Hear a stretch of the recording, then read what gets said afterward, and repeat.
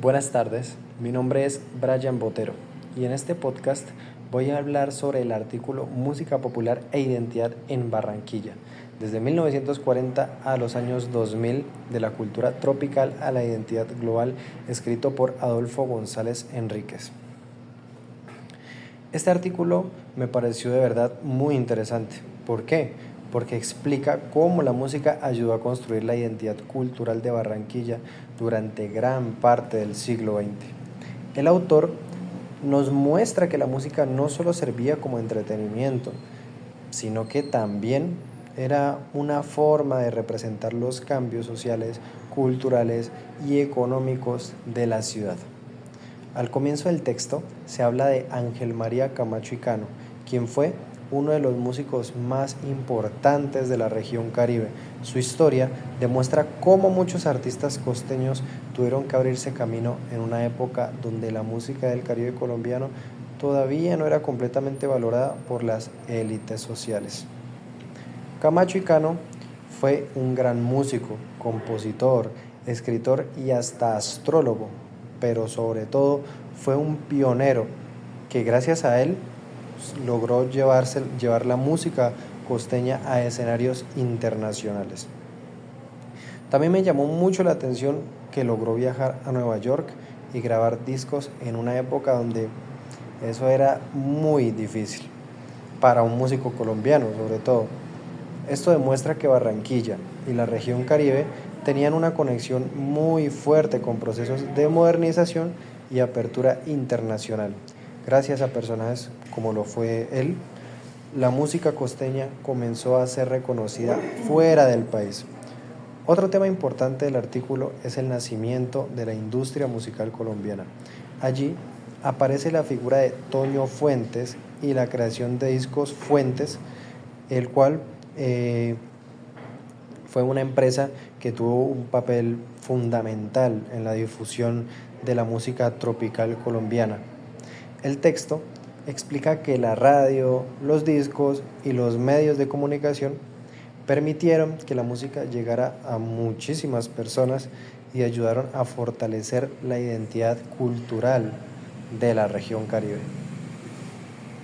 Pues yo personalmente considero que esto fue clave para la historia de la música colombiana porque pues permitió que ritmos como el porro, la cumbia y otros sonidos costeños fueran escuchados en diferentes regiones del país. Además, el artículo muestra cómo Barranquilla se convirtió en una ciudad moderna y cosmopolita gracias al comercio, la inmigración y el intercambio cultural. También me pareció súper interesante la influencia extranjera sobre la música barranquillera. El autor menciona que el jazz y la música cubana tuvieron un impacto muy fuerte en los músicos de la ciudad. Gracias a esa mezcla de sonidos nacieron nuevas propuestas musicales como lo es Merecumbé de Pacho Galán. El merecumbé representó una combinación entre los ritmos tradicionales del Caribe colombiano y sonidos modernos inspirados en las big bands y el jazz. Según el artículo, este género simbolizaba una Barranquilla elegante, moderna y abierta al mundo. Me parece interesante cómo la música podía representar la imagen que una ciudad quería proyectar culturalmente. Otro aspecto que también me llamó mucho la atención fue la manera en que el artículo explica la relación entre la música y las clases sociales. Durante mucho tiempo, las élites consideraban que la música europea era más disque refinada, mientras que los ritmos costeños eran vistos como algo vulgar o demasiado popular. Sin embargo, con el paso del tiempo, la música del Caribe colombiano comenzó a ganar reconocimiento gracias a su éxito comercial y cultural. El texto también habla sobre la transformación de Barranquilla entre 1960 y 1980. Durante este periodo, la ciudad creció rápidamente y se volvió mucho más diversa.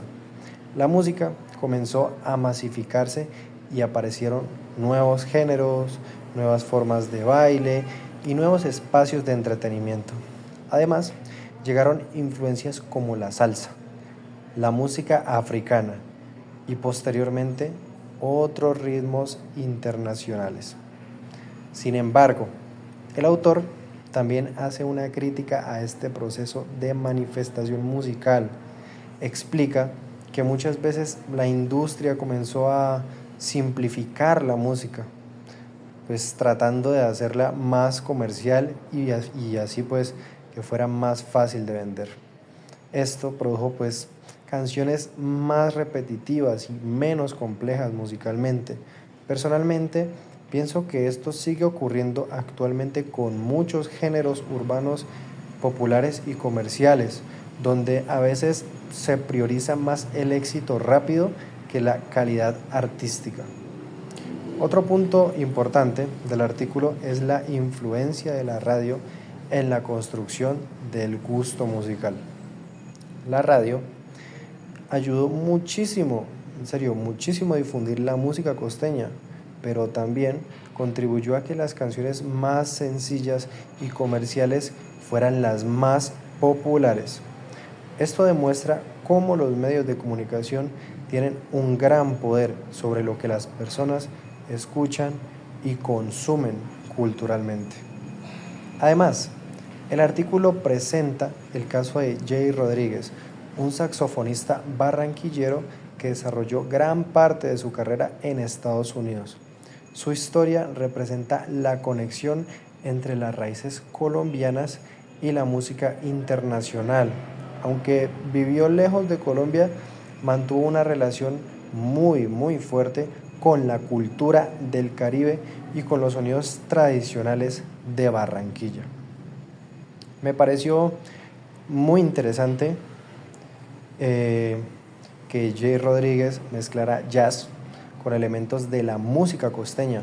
Esto demuestra que la identidad cultural no es algo fijo, sino que puede transformarse y adaptarse a diferentes contextos. También muestra cómo la música colombiana puede dialogar con sonidos de otras partes del mundo sin perder su esencia.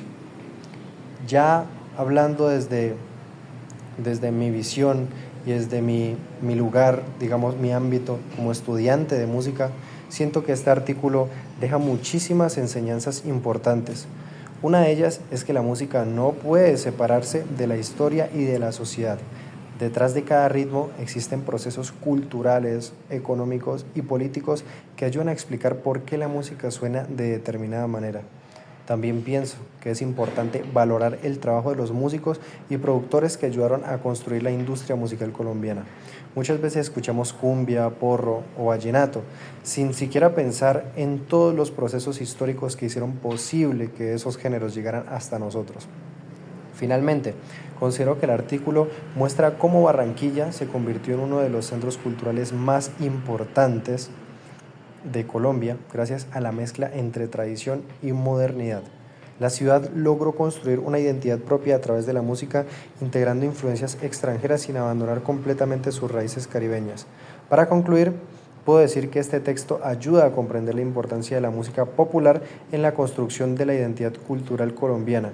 Además, invita a reflexionar sobre el papel de la industria musical, los medios de comunicación y los procesos de globalización en la transformación de la música. Muchísimas gracias.